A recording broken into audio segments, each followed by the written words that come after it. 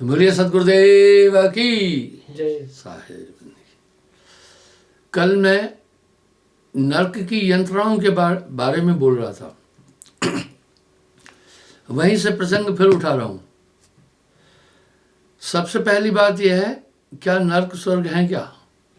बिल्कुल, इसकी व्याख्या सभी धर्मों में है। तभी तो अंग्रेज कह रहे हैं हमारे धर्मशास्त्रों में स्वर्ग है। वो हेवन एंड हेल कह रहे हैं, मुसलमान दोजक और भिष्ट कह रहे हैं। सभी धर्मों में इसका उल्लेख है। ये वैसे ही बातें नहीं है। प्राचीन काल में आदमी की जीवन शैली हमारी अलग थी। लोग कथाओं सत्संग में अधिक जाते थे। टेलीविज़न नहीं थे, बीमारियां भी नहीं थी। लोग काफ़ी तंदुरुस्त थे, इसलिए उनको पता चल जाता था कि क्या कार्य करने से, किस अपराध से क्या सज़ा मिलती है। यही धाराएं हमारे कानून में भी बनी हुई है। कल मैंने आपसे कहा था कि चित्रगुप्त के जो पुत्र हुए थे वो आज भी हमारे देश में जुडिशनरी में बड़े बड़े पदों पर जज है। ये वांशिक चीज़ें चलती रहती है। तो इन यंत्रणाओं का उल्लेख साहब भी कर रहे हैं। आपने कई बार नर्क की चाटें भी देखी होगी, जिसमें पापियों को वहाँ दंड दिया जाता है। यही चीज़ साहब भी बोल रहे हैं। कल जहाँ मैंने छोड़ा पुनः वहाँ से चलता हूँ। साहब कह रहे हैं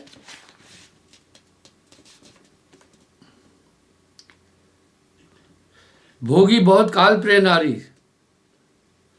त्यागत ताह अधम विचारी। स्त्री से कई समय भोग विलास करने के बाद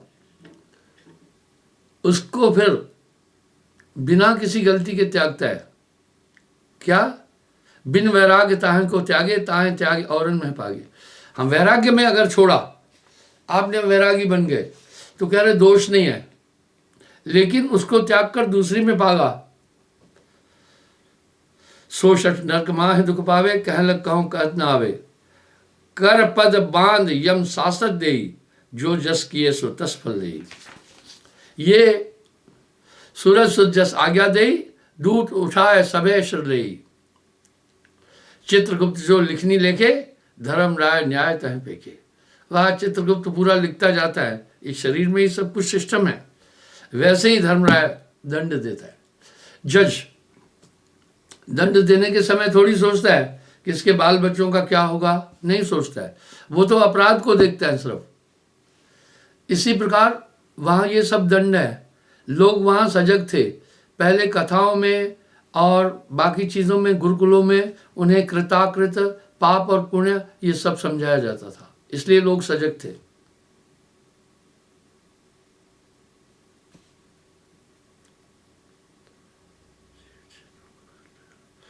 कह रहे लोह शूल खर तप्त विशाला।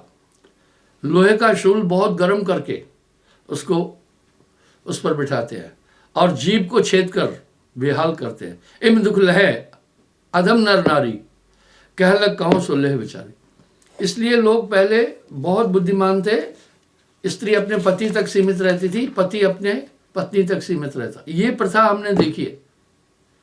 विगत 15-20 सालों में बहुत बुरी तरह हमारी संस्कृति डैमेज हुई है। इसको एंजॉय कर रहे हैं। प्रेम एंजॉय है और sex is only for generation. वो आनंद के लिए नहीं है। यह जो यम शासत करई, कहला करो पार न परई। सुनत हाल व्याकुल धर्मदासु, मुख प्रसेद नहीं आवे श्वासु। ये सब सुनकर धर्मदास बहुत व्याकुल हो उठा।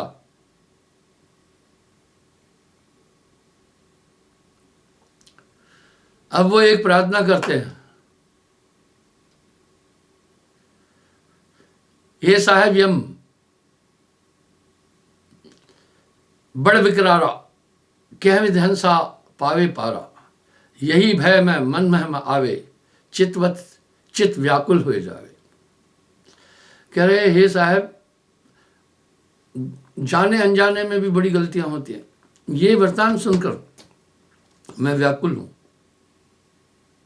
सुनत वचन प्रभु मन बहसाए, कई शब्द धर्मन समझाए। धर्मन तुम्हें भय सुनाई, सदगुरु शब्द हैं तुमने पाई। देखो यहाँ क्या कह रहे हैं, हे धर्मदास तुम भय नहीं करो, तुम्हारे पास सदगुरु शब्द है। यमतास निकट न जावही, चह नाम की प्रतीत है। यहां साहब फिर गारंटी दे रहे हैं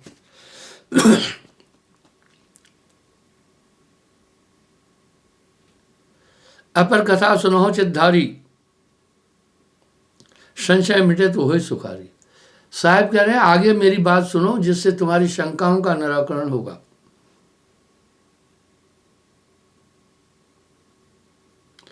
इस तरह राजा अमर सिंह को साहब नरक की यंत्रणाएं दिखा रहा था। राजा अमर सिंह भी अनेक रानियां थी, विषय भोगों में लगा रहता था। साहब की मौज हुई, वहां जाकर पहुंचा।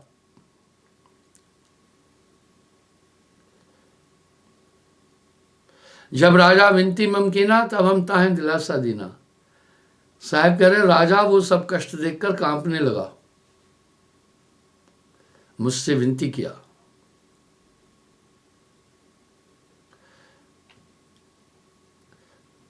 तब हम ताहें दिलासा दीना। साहब कह रहे मैं उन्हें दिलासा दिया। क्या? शब्द गए सो ना डराई, तिम किम डरे सुनो हो राई। इसलिए है राजा तुम मत डरो, इस नाम के आगे यमतास निकट न जावही। नाम की ताकत के कारण तुम्हारे पास आ नहीं पाएंगे। सत्य शब्द मम जे जे पहिए, काल फांसे सब निशय हैं। जिनके पास नाम है, साहब कह रहे हैं कि उनको ये चीजें नहीं लगेगी। अब यहां साहब एक और भी बात कर रहे हैं, यानी नाम है तो क्या पाप करते जाओ? नहीं, जो हो चुका बही को छोड़, रही को चेत ले। नाम के समय गुरु पूरे पिछले कर्म कैसे काटता है वो सुनना। मैंने एक बात बहुत बार बोली है और बोलना पड़ेगी। देखो, जो रामचरितमानस की कथा बोलते हैं, बार बार तो वही बोल रहे हैं ना। मैं तो आपको हर बार कुछ नई चीज दूंगा ना। जो भागवत कथा बाँचते हैं वही तो शुरू करते हैं ना। तो प्रसंग आने पर कभी कभी वही शब्द घूम कर आते हैं, कोई बात नहीं है, क्योंकि उस प्रसंग में उन शब्दों की आवश्यकता पड़ती है। मैंने कई बार एक बात बोली है, जिस प्रकार से आपके पास 3 चेतना है। एक भौतिक चेतना, वो आपके इस ब्रेन में है। वो कौन सी चेतना है? जिससे हम जो दृश्य देखते हैं, जो चीजें सामने हम देख रहे हैं, वो हमारे जहन में है। ये मस्तिष्क बाकी कोई याद नहीं रख रहा है। मस्तिष्क की एक आदत है, इसमें ओवरलोड नहीं हो सकता। जैसे आपके मेमोरी कार्ड फुल हो जाता है तो वो कहते हैं कि भाई मेमोरी कार्ड फुल, SMS पे मेमोरी फुल। इस तरह ये इस जीवन की बातों को बड़ी मुश्किल से सहज पाता है, पिछली बातों को स्वीकार नहीं करता है। इसलिए अंतःकरण और मस्तिष्क में बड़ा अंतर है, दोनों में झगड़ा है। अंतःकरण में जो आपकी चेतना है, वो 100 जन्म की बातें अंतःकरण में हैं। जैसे दूध ज़्यादा देर नहीं रुकता है, पर उसमें से जब घृत निकालते हैं तो काफ़ी दिन रुकता है। इस तरह अंतःकरण में कई जन्मों की बातें, 100 जन्म की बात भी याद रहती है। इसका उल्लेख श्रीमद् गीता में भी है। तीसरी आपकी आत्म चेतना है। आप विश्वास करना, जब आत्मा सतलोक जाती है अनंत काल के बाद, तभी भी उसे याद होता है ये तो मेरा घर है। वो चेतना है। तो कर्म सारणी बुद्ध उत्पन्न, अंतःकरण उसी काम के लिए प्रेरित करेगा जैसा कर्म का फल भोगना है, अंतःकरण वैसे ही प्रेरित करेगा। इसलिए आपके पूर्वोक्त कर्म आपके अंतःकरण में हैं, और जब गुरु नाम देता है वो सबको भस्म करता है। जब है नाम हृदय धरा, भया पाप का नाश, जैसे चिंगी आग की पड़ी पुरानी घास।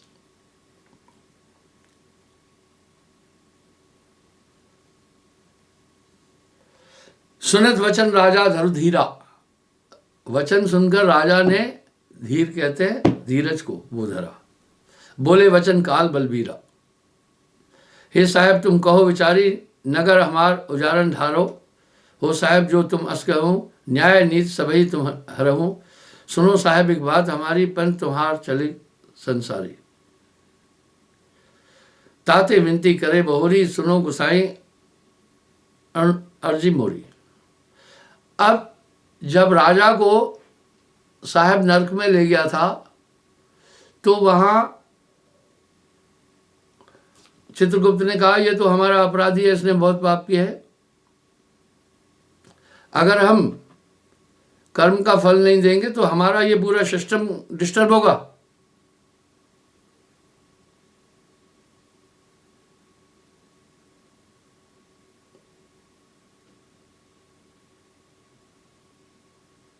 क्या कह रहे हैं बताएं? ब्रह्मा विष्णु शिव अधिकारी, तिनकी आशा जगत में भारी, उनको हम नहीं कभू डराए। आप थोड़ा विचार करके देखना।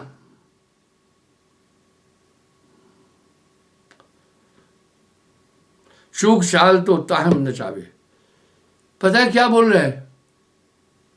चूक चाल, अगर गलती होती है उनको भी नचाया है। क्या बात है।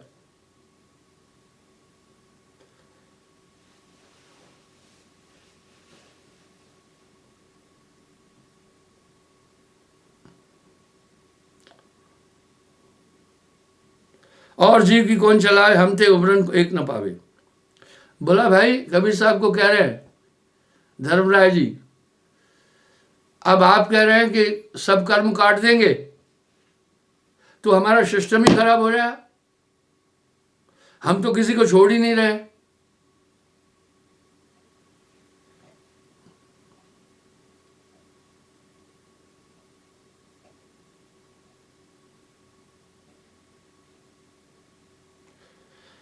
सीधी चाल चल जीव सुजाना, सो जीव देहो लोक बयाना। लिख पाए परपंच करे साहेब को ध्याय, हम ते जीव जान नहीं पाए। बोला अगर नाम लेकर पाप भी करेगा उसको हम नहीं छोड़ेंगे। तभी मेरे प्रवचन का सारी चेतावनी है, बही को छोड़ रही को चेत ले। अगर आप ये सोचें कि नाम के बाद हम चाहे पाप करें अब हमारा कर्म कट गया, नहीं, आपके पूर्वक्त कर्म काट दिए गए, वो नाम ने काटे। आगे अगर गलती करोगे उसका दंड मिलेगा। इसलिए हिदायत दे रहे हैं कि भाई नियम पर चलना।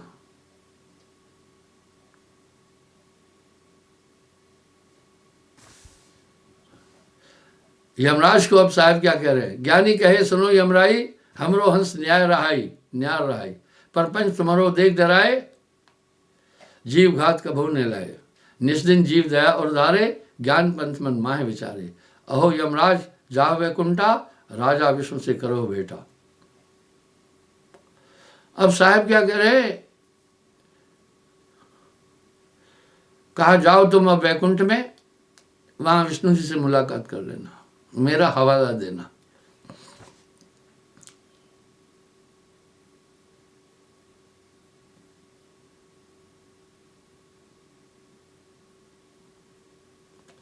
इतना कह चलत भय, राजा लीनो वास फास, मध्य चौक ठाड़े भय, देखो सबको वास। बोला इस तरह साहब कह रहे हैं मैंने राजा को फिर सभी स्थान दिखाए। अग्निकोण है इंद्र कुबेरा, दक्षिण दिशा है काल बसेरा। इंद्र कोण में, अग्निकोण में साहब कह रहे हैं इंद्र और कुबेर, दक्षिण दिशा में काल पुरुष, नैऋत्य कोण सुरन को वासा, पश्चिम देवी की निवासा। नैऋत्य कोण में बोला देवताओं का वास है, पश्चिम में देवी, देववास वायस है भाई, गण गंधर्व मुनि देव रहाई। उत्तर दिशा भगवान जो होई, निज वैकुंठ कहा वे सोई। उत्तर दिशा में बोला वैकुंठ है, इस देही में।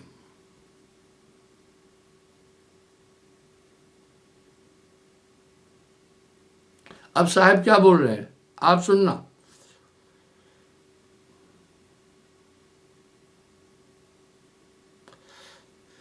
कनक भूमि रतन की पोती, सोने की भूमि वहां वैकुंठ में, बने वैकुंठ अधिक जग ज्योति, बहुत प्रकाशित। सकल देव दर्शन को आए, लक्ष्मी सहित बैठे प्रभु राय। बोला लक्ष्मी के साथ ही प्रभु राय बैठे थे विष्णु जी। राजा साथ हम चल गए, देख विष्णु तब ठाड़े हुए। बोला विष्णु देख करके खड़े हुए। डार सिंहासन बैठक दीना, आज सफल तुम हमको तीना। भय आए तुम दर्श दिखाए, भूपत ले कहां तुम आए। आपको ध्यान होगा ये शास्त्र भी दिखाया था, कबीर कृष्ण गीता।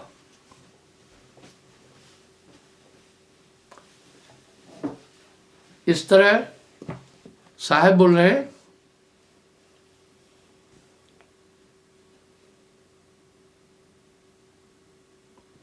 अब वहां अमर सिंह क्या बोल रहे हैं?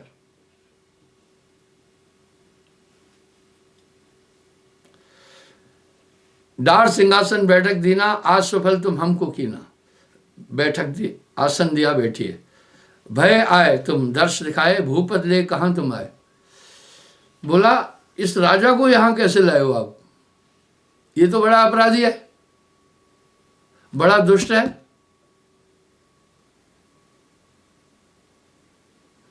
अब अमर सिंह क्या बोल रहा है वो सुनना। हे भगवान सुनो मम बानी, सेवा तुम्हारी निष्फल जानी। बोला तुम्हारी की हुई सेवा मेरी निष्फल हो गई। हम 71 मंदिर बनावा, तामे मूर्त ले पधरावा। 71 बोला मैंने मंदिर बनवाए। साध साख मंदिर के माही, छाजन भोजन दीना ताई। उन्हें भोजन छाजन भी दिया। जेता धर्म हम सुने पुराना, विप्रन कहे धर्म ठिकाना। जितना पुराणों में धर्म थे वो सब मैंने वो सब काम किए। सुरभि सोने सिंह मड़ाई, पीताम्बर पुनताएं उड़ाई।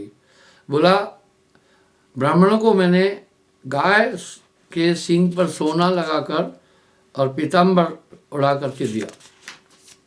याविद गो एक शत भाई, देव प्रपन को सुनो प्रभुराई। याविद सेवा की तुम्हारी, तहु कर्म तुम हम सिरदारी।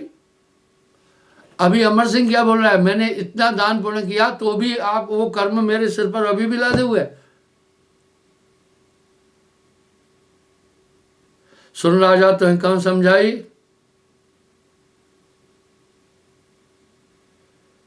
पाप करे कस धरो छिपाई। राजा लोक कर्म बहु धरई, जीव मार के भक्षण करई। तुरी चढ़े बन खेल शिकारा, नाहक मारे जीव विचारा। मारे जीव तुम्हें सुनाई, इतनो पाप कहाँ धरो छिपाई। चार खान में भरमो की ना, कर्म अपार। विष्णु कहे राजा सुनो कैसे हो उबरो पार।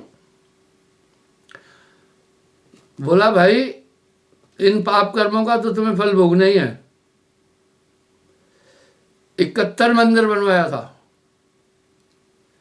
अब यहां साहब क्या बोल रहे हैं? कर्म गति टारे ना है टरी, कोटि गऊ न प्रदान करत नित, क्रिकेट योनि पड़ी। नीच हाथ हरिचंद बिकाने, बलि पाताल धरी।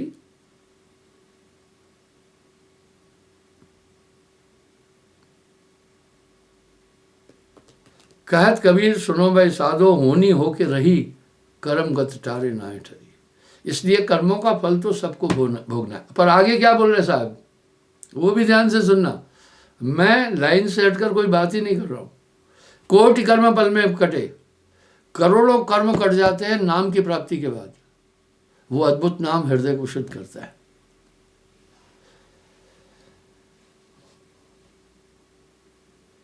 साहब वाणी में फिर कह रहे हैं,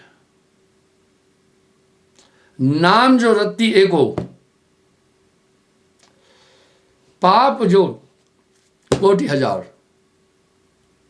सभय जार कर छार करे, जैसे चिनगी आग की पड़ी पुरानी घास। इसलिए नाम सभी कर्मों को नष्ट कर देगा। वो नाम से हम मालिक है, अंतःकरण है।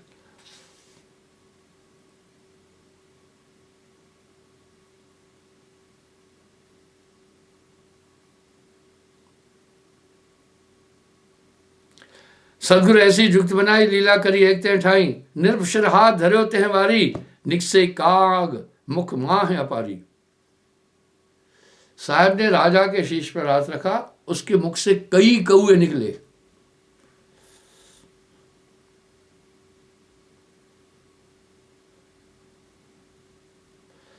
बहुत काग जरे उर्द मजारा, बहुत भय पिंड ते न्यारा। लख भगवान रहे शर्माई, फिर बात ना बोले भाई। तत्क्षण हम चले रिंगाई, पहुंचे मानसरोवर जाई। बोला, फिर मैं राजा को मानसरोवर की तरफ ले चला। वहां बोला, भगवान थोड़ा शर्माए। दयावंत भय लोक दिखाई, जुथ जुथ कामिन अधिकाई। करे ध्यान पुरुष को जयवा, चार भान की शोभा तैवा। मानसरोवर में आत्मा की शोभा 4 सूर्य के बराबर है।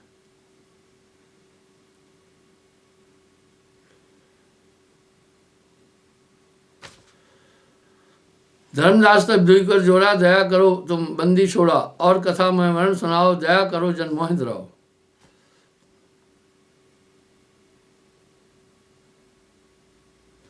तो कह रहे, हे सदगुरु, नाम कह रहे प्रताप ते भय आन ज्ञान। अब देखिए, जो मैं एक बात कहता हूं कि जो वस्तु मेरे पास है ब्रह्मांड में कहीं नहीं, इससे काफी विवाद खड़ा होता है। मैं उस मूल नाम को जानता हूं, किस तरह से वो शिष्य में छोड़ा जाए उसे बदल देगा।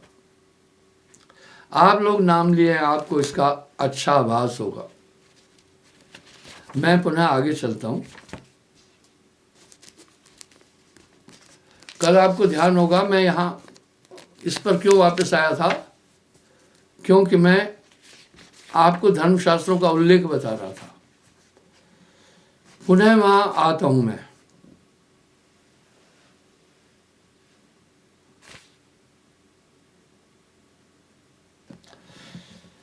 अब साहब कह रहे हैं, वेदों में 6 प्रकार का बोध है।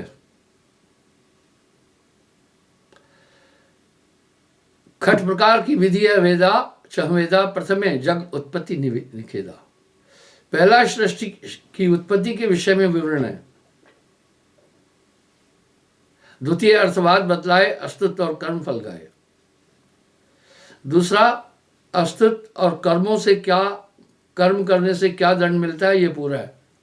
आप यहां भी तो देखते हैं, इंसान फांसी चढ़ाता है अपराधी को। पहले तो अर्बन देश में क्या सजा थी, चोरी करने वाले के हाथ काटते थे।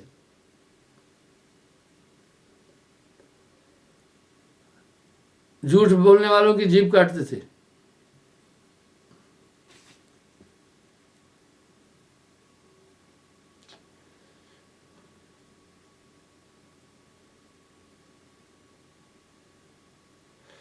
तृतीय मंत्र जो देव और राधु, चौथे नाम कथा शुद्ध साधु। तीसरा, देवताओं की उपासना के लिए कौन से मंत्र है। हम किसी भी चीज को खंडित कर ही नहीं रहे ना, हम नहीं कर रहे, बस हम यूं बोल रहे ये सब निरंजन तक जाता है, बस ये मसला है, हम नहीं कर रहे। साहब वाणी में क्या कह रहे, को कहे वेद झूठा, वो झूठा जो वेद ने विचारा।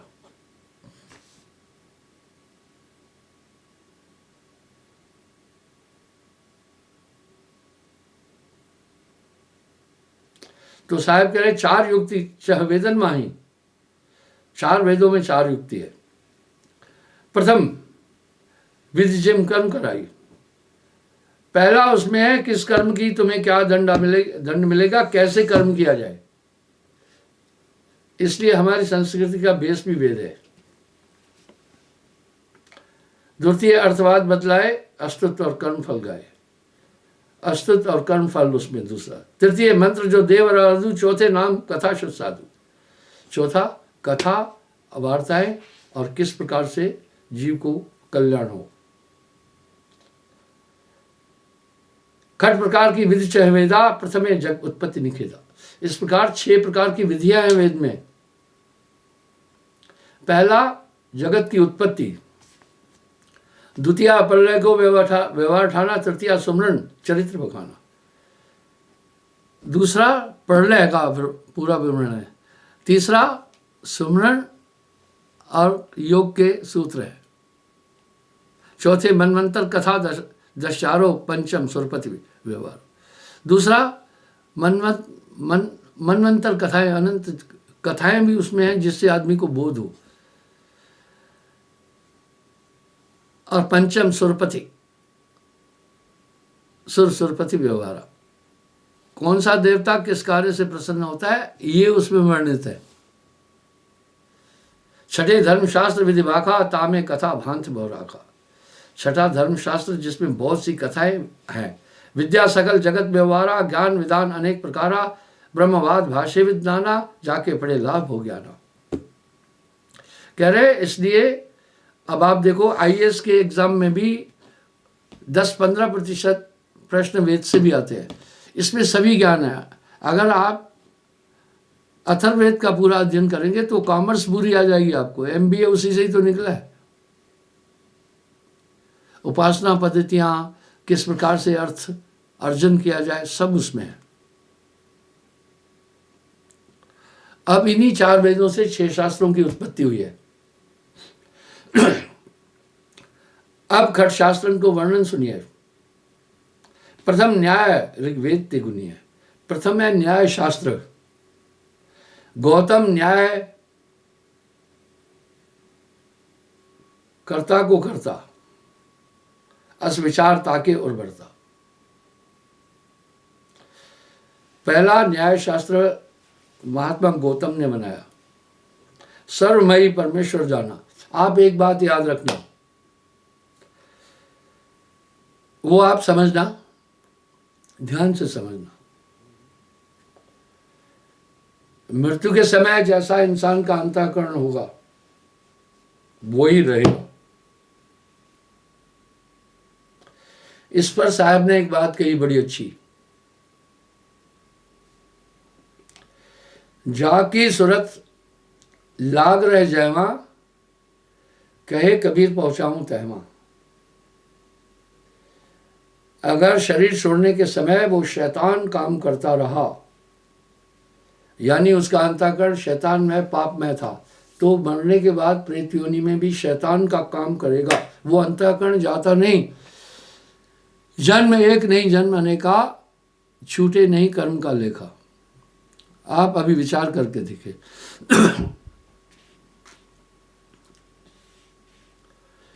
पर जो पुण्यात्माएं होते हैं वो चाहे कहीं भी चले जाएंगे, वो वैसे ही होंगे। इसलिए हमारे देश में कहावत है, पूत के पांव पलने में दिखते हैं।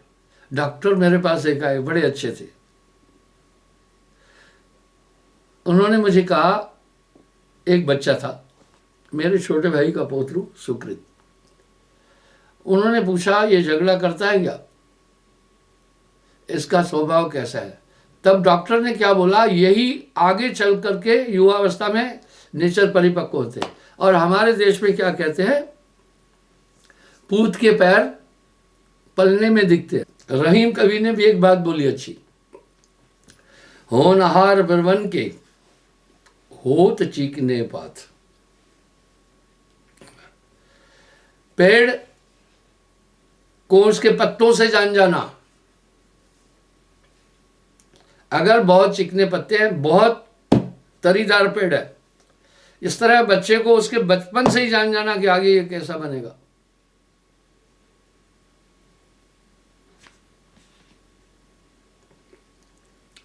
सर्वमयी परमेश्वर जाना, एक तिब और अनेक बखाना।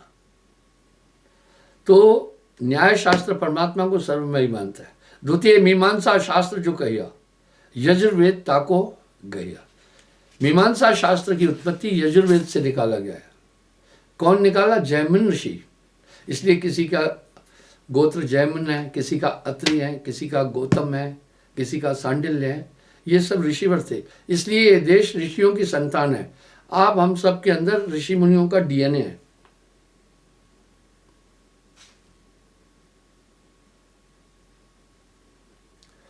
अब मीमांसा शास्त्र क्या कहता है? परमेश्वर अकर्ता जाना, जगत अनादि अनंत बखाना, ज्ञान मुक्ति सब कर्म के द्वारा, कर्म के वशीभूत संसारा। मुक्ति है ज्ञान के मर्मी, ब्रह्मा होए करण फल कर्मी। वो कह रहा है भाई इसलिए परमात्मा किसी का मित्र नहीं है, किसी का शत्रु नहीं है। अब साहब भी एक बात कह रहे हैं, हरि काहू के मित्र नहीं, हरि विष्णु जी को कहते हैं, ना काहू के शत्रु, जो जैसी करनी करत ताहे तास फल देत। वाह।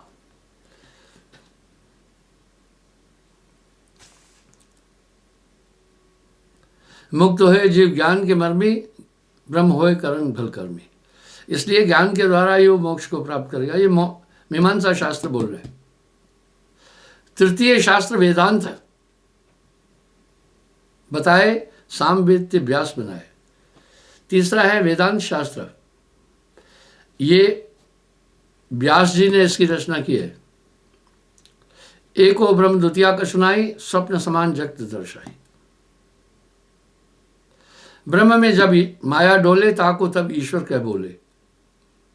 वो कह रहे हैं, इसलिए मैं आपको एक बात बताना चाहता हूं, वेदांत शास्त्र के अनुसार वो बाहरी पदार्थों की उपासना करते हैं, देवी देवताओं की भी और पंचभौतिक तत्वों की भी। तर्क क्या है? वो कह रहे हैं वो अनादि परमात्मा अपने को सगुण में ले आया, इसलिए ये पूरी सृष्टि ही ईश्वरमय है। वो सबकी उपासना करते हैं।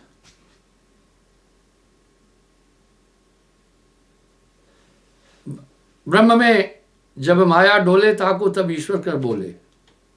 ईश्वर तीन भाग पुन भयो रजतम सत नाम से भयो। इससे फिर रजतम सत ब्रह्मा विष्णु महेश की उत्पत्ति हुई।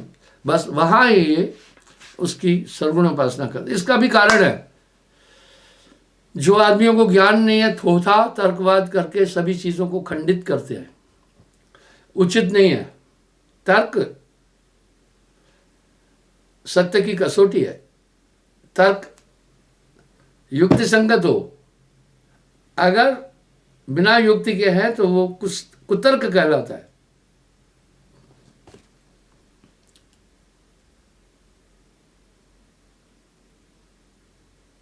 कर्म रहित सो ब्रह्म बखाना, कर्म स्वरूप तीन ये जाना। यानी वो परमात्मा अकर्ता है, इसलिए वो कर्म रहित है, पर ये तीन कर्म युक्त हो गए, ब्रह्मा विष्णु महेश। जब आत्म अविद्या युक्त जो हुई ताको जीव कहे सब कोई, त्रिगुण ब्रह्म और जग जीव सारे सभी एक स्वरूप विचारे। भिन्न अविद्या करे माना, द्वेष शक्ति तय मान बनाना। इस प्रकार से चौथा सांख्य योग है। ताय अथर्वण वेद से काढ़ा, रचे ताय को कपिल मुनिषा। सांख्य योग की रचना कपिल मुनि ने की।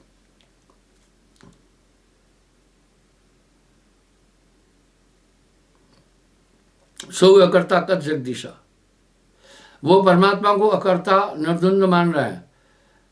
सभी रचना प्रकृति का है, जगत अनादि सदा यह भाई। काहू वस्तु को नाश न होई, कर्ता में करतूत समोई। द्विविध भागे पुरुष महात्म, जीव आत्मा और परमात्मा। ता में जीव ब्रह्म और माया। पुरुष प्रकृति जब हो मेला, होए सकल रचना को खेला। प्रलय काल तीनों समताई, रचना में सदगुरु अधिकारी। पुरुष ते महात्म प्रकटाई, पुन अहंकार इंद्रिय तत्व आई। इसी जीव में अहंकार उत्पन्न हुआ, उसी से इंद्रियों की उत्पत्ति हुई। पंचम शास्त्र पंचजल कहो। पांचवा शास्त्र है पंचजल शास्त्र। वेद अथर्वण से गयो, ये भी अथर्ववेद से निकाला गया। अथर्ववेद से तो तीन शास्त्र निकले। वर्णन सांख्य शास्त्र समताई, उसका भी वर्णन सांख्य शास्त्र की तरह। योग युक्ति ते माय बखाना, ज्ञान द्वार ते युक्त प्रमाणा, जिसमें योग आदि का पूरा पूरा है। दोनों तरह के, एक भौतिक योग, एक मानसिक योग, एक आत्मीय योग। छठे शास्त्र वैशासिक भाई, मुनि कनार्थ करता कहलाए। वेद अथर्वण से कह लेना, खट शास्त्र को वर्णन देना। वो शास्त्र फिर आपको वैशेषिक धन कैसे अर्जित करना है और कैसे सब चीजें हैं, ये उससे उत्पन्न होती है। साहब आगे क्या करे, चार वेद मिल झगड़ा कीना, ब्रह्म रूप का हो नहीं छीना। इसलिए चार वेदों में ही अलग अलग तथ्य है, सम नहीं है। इसलिए हम सबको विरासत विभिन्नता की बाई बर्थ मिली है। देखिए, कुछ कहते हैं अब कैसे विरासत मिली चार वेदों से। अथर्ववेद कहता है कर्म ही धर्म है, जो जैसा कर्म करेगा फल पाएगा। ऋग्वेद कहता है ईश्वर अनादि अनंत है।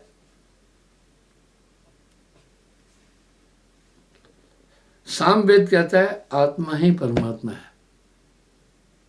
यजुर्वेद कहता है कि इन भौतिक वस्तुओं को मानो इसी में सब कुछ। देखिए भिन्नता आई ना।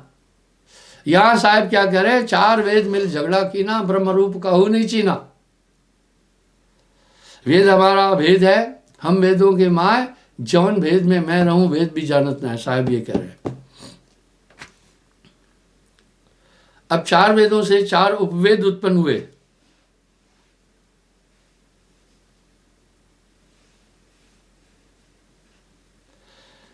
आयुर्वेद, धनुर्वेद, पुनः गंधर्व वेद, बखान, अथर्ववेद, ये चार है, तिनकी निर्णय ठान। इनसे फिर चार उपवेद निकले, धनुर्वेद, गंधर्ववेद, अर्थवेद और आयुर्वेद। सुनिए, प्रथम आयुर्वेद करता रहा ब्रह्मा प्रजापति अश्वनी कुमारा।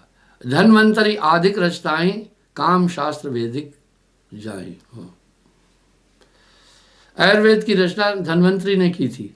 इसलिए आयुर्वेद जो बीएमएस करते हैं उनको पहले धन्वंतरी का कहते हैं, ये पितामह है इस एजुकेशन के।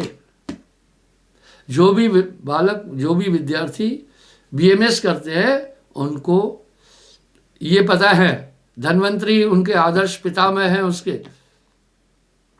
इसमें काम सूत्र भी है। ये सृष्टि मैथुन सृष्टि है, पूरे उसमें सूत्र है धनुर्वेद में। इसलिए उन डॉक्टरों को गर्भिणी स्त्री कैसे होती है और काम सूत्र क्या है सब भी पढ़ाया जाता है।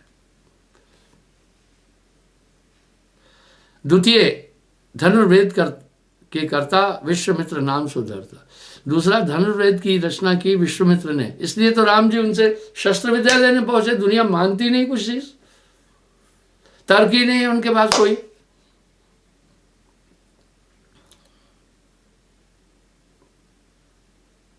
ब्रह्मा प्रजापति से सोई, विश्वामित्र सीखी गुण सोई। इस तरह ब्रह्मा से ही ये सब चीजें आई और ये विश्वामित्र ने धनुर्वेद की रचना की। सकल युक्ति शिष्कीन प्रचारा, प्रजा पालन है व्यवहारा। शस्त्र प्रहार युक्ति है तामे। शस्त्रों का पूरा ज्ञान, युद्ध करन की विधि वैभव में। कैसे राज्य शासन करना चाहिए ये सब धनुर्वेद के अंदर आता है। शस्त्र कैसे चलाना, शस्त्र प्रहार की युक्ति है तामे, युद्ध करन की विधि वैभव में। शस्त्रों का प्रहार कैसे करना है उसमें ये पूरी युक्ति है। आयुध दो प्रकार के युक्ता, एक है मुक्त और द्वितीय अमुक्ता। हथियार दो प्रकार के, एक मुक्ता एक अमुक्ता। जैसे तलवार है अमुक्ता है, फेंकी नहीं जाती।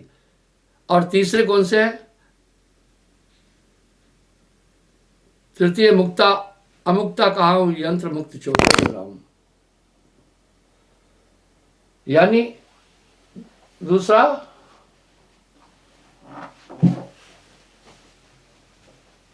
मुक्ता अमुक्ता दोनों हैं। यानी हाथ में पकड़कर भी चला सकते हैं और हाथ से छोड़कर, जैसे भाला है, बर्छी है, ये मुक्ता अमुक्ता है। हाथ से भी मार सकते, फेंक कर भी मार सकते। इस तरह ये शस्त्र है। यंत्र मुक्त चौथे को नाम, हाथ से जो चक्रादि चलाए ताका नाम मुक्त बदलाए।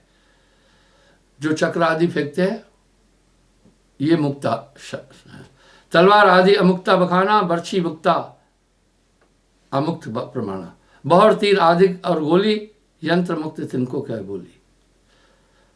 इसलिए तीर गोली आदि इनको यंत्र मुक्त कहते हैं। मुक्त आयुध को अस्त्र कहीजे और अमुक्त को शस्त्र बनीजे। जो शस्त्र है वो सिर्फ हाथ से चलाने वालों को शस्त्र है, और अस्त्र किसको कहते हैं? जो मुक्त आयुध है। इसलिए कहते हैं, बोला जाता है भाई शस्त्र अस्त्र की विद्या लिया।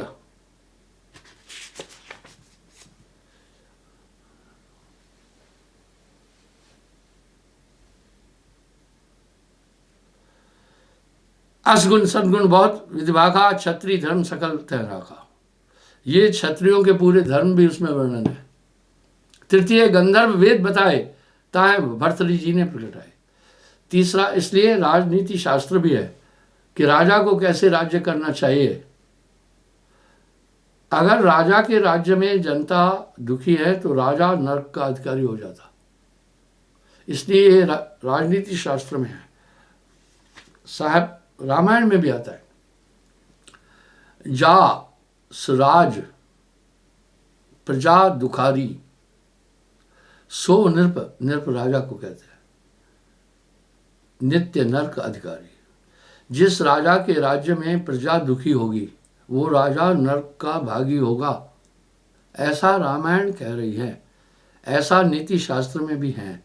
राजा के पास सभी शक्तियां और सेना है, इसलिए समाज में समाज को संतान की तरह समझकर राजा ने समभाव रखना चाहिए। यही राजनीति शास्त्र बताता है। यह भी एक धर्मशास्त्र का अंग है।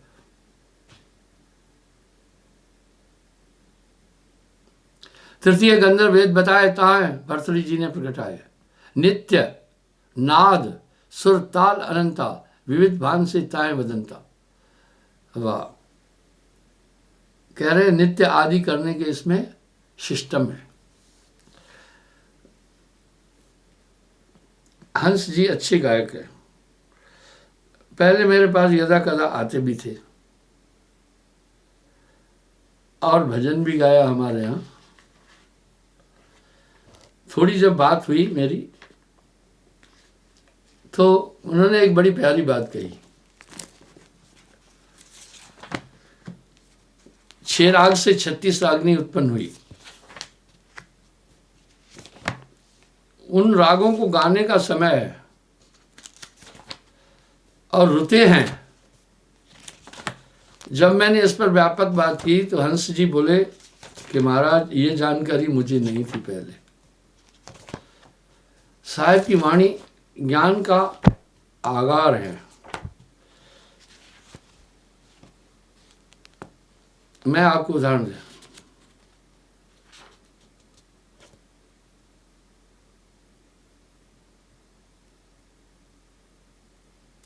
इन 6 रागों से 64 रागनियां बनी। रागों के नाम भैरव और हिंडोलती। भैरव हिंडोल। पंचम राग कवस्त, दीपक मेघ, मल्हार बल, कीन देव सबदंत। ये राग आदिशक्ति ने उत्पन्न किए थे देवताओं को मोहित करने के लिए। राग प्रथम भैरव कहूं, मालकोस पुंजान। पहला राग भैरव, दूसरा राग मलकोस। हिंडोल राग तीजो कहूं, दीपक राग बखान। तीसरा हिंडोल राग, चौथा दीपक राग। श्री राग का कवि कहते हैं मेघ राग पुंसार, खट रागन के नाम यह कहे वेद विस्तार। ये 6 राग हैं। साहब कह रहे मैं इसका विस्तार से बता रहा हूं। अब सुने रागों के गुण। भैरव शूर शूरता गए, कोलू चले जो धाय, माल को तब जानिए पाहन पिघल बहाए। राग भैरव में जोश भरता है, इसलिए जब सैनिक युद्ध के लिए जाते हैं धुन भी भैरव राग की बजाई जाती है ताकि एकदम वो युद्ध के लिए तैयार हो जाए। राग मलकोस पत्थर को भी पिघाल देता है। आपने देखा ना, अकबर के नौरत्नों में तानसेन थे, उनको बैजनाथ ने हराया था, पत्थर पिघाल दिया था। यानी अगर कोई जानता है उसको सही तो पत्थर पिघल जाएगा। राग मलकोस में ये ताकत है। ये राग भी मलकोस पर है, मन तड़फत गुरुदर्शन को आज। राग मलकोस, इन 6 रागों पर बहुत अच्छी तरह गायक हमारे तानसेन के बाद 2 लोग हुए, एक लता मंगेशकर, मन्ना डे आदि और मोहम्मद रफ़ी। पर जो मोहम्मद रफ़ी गीत नहीं गा सकता था वो मन्ना डे गा लेते थे, वो रागों को जानते थे। चले हिंडोला आपते सुनत राग हिंडोल। राग हिंडोल में बैठा हुआ आदमी झूलेगा। आपने देखा होगा कुछ राग गाने के टाइम आदमी झूलते हैं, राग हिंडोल है।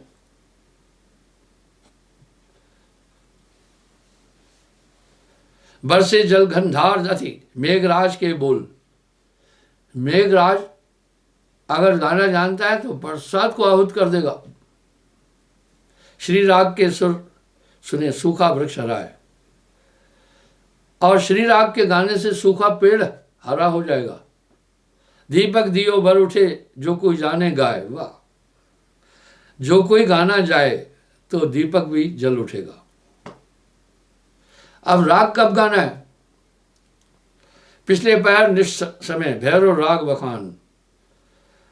सुबह पहले पहर पे भैरव राग गाना चाहिए। मालकोस तब गाइए जब सब निकले भान। जैसे सूरज निकले तब मालकोस गाना है, राग मालकोस। स्वर आपका बड़ा प्यारा चलेगा उस समय। एक पहर जब दिन चढ़े करे राग हिंडोल। जब एक पहर 9 बजे राग हिंडोल गाना है। ठीक दोपहरी के समय दीपक के सुरखोल। ठीक दोपहरी में। और श्री राग चौथे पर जलो दिन अथरा है। श्री राग तब गाना है जब दिन ढलने वाला है। मेघराज तभी भलो जब मेघ बरसा है। जब बादल हो उस समय मेघराज। आपको तब गाने की इच्छा भी होगी। फागुन में ये राग सब जागत 8 धाम, लेकिन बसंत ऋतु में 8 ही गीत उठते हैं। ये बोध बहुत कम गायकों को है।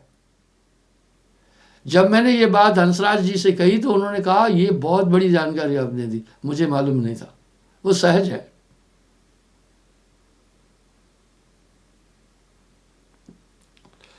अब ऋतुएं भी बता रहे। भैरव शरद, कुसुम शिशिर और हिंडोल बसंत। इस तरह राग हिंडोल शिशिर में। दीपक ग्रीष्म हेमश्री, विशेष गर्मी के अंदर दीपक राज। मेघ सुखापन अंत। सभी रागों की मौसम भी साहब लिख रहे हैं। तो बंधुओं, इस प्रकार से आज मैंने आपसे वेद उपवेद और शास्त्रों पर बात की।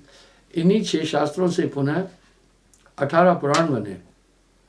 18 पुराणों से फिर पुनः 128 उपनिषद बने।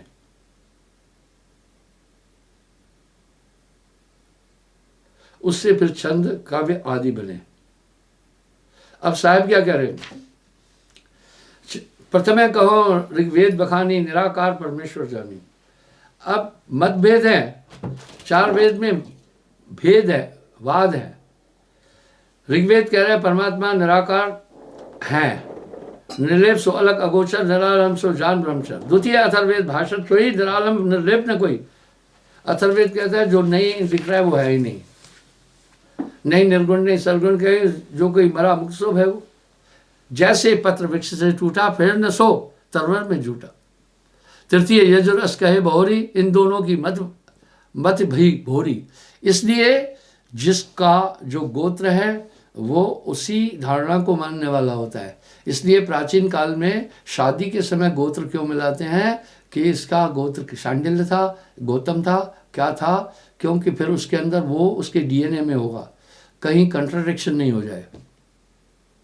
इसलिए जो विद ब्राह्मण हैं वो पूरी विधि से, मैं ज्योतिष शास्त्र का भी 5-6 महीने अध्ययन किया था, फिर मैं उस तरफ ध्यान नहीं दिया अपना। तृतीय यजुरस कहे बहुरी इन दोनों की मत है, बहुरी सरगुण ब्रह्म नारायण होई क्षीर समुद्र शयन कर सोई। यजुर्वेद कह रहा है ये दोनों इनकी मति कमजोर है। नारायण विष्णु जी परमात्मा है, पूरा विश्व में चल रहा है। यही चीजें हमारे अंदर भी 10 अवतार सोई धर लीना, गोपिन के संक्रीडा कीना। चौथे साम कह पुन मत अपना, यह सब जानो झूठा कल्पना। नहीं सरगुण नहीं निर्गुण देवा, नहीं सृष्टि गोचर को भेवा। संपूर्ण ब्रह्मखंडा तत्वमसी अद्वैत सुवंडा। अहम ब्रह्मस्मि, मैं ही ब्रह्म हूँ, आत्मा ही सब कुछ है। इसलिए और कर्म ही सब कुछ है। इसलिए कुछ कहते हैं ना भाई कर्म ही धर्म है। ये 4 धाराएं मिली, इसलिए हमारे यहाँ विविधता है। हालांकि सभी धर्मों में विविधता है, ऐसा नहीं है, पर हमारे धर्म में विविधता ज़्यादा है। ईसाइयों में भी रोमन कैथोलिक प्रोटेस्टेंट्स है, दोनों में मतभेद है, इसलिए चर्च भी अलग है। इसी प्रकार मुसलमानों में शिया और सुन्नी।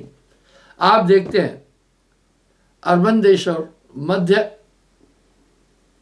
मिडिल ईस्ट में यही झगड़े चलते हैं। इसलिए सद्दाम हुसैन मारा गया, क्योंकि शिया और सुन्नियों में वो एक पक्ष को चुना, इसलिए बाकी उसके खिलाफ हो गए। यही चीज हर जगह है। हमारे धर्म में भी सरगुण निर्गुण है, जैनियों में भी दिगंबरी और श्वेतांबरी है, सिखों में भी अकाली और निहंग है, यानी विविधता सब जगह है।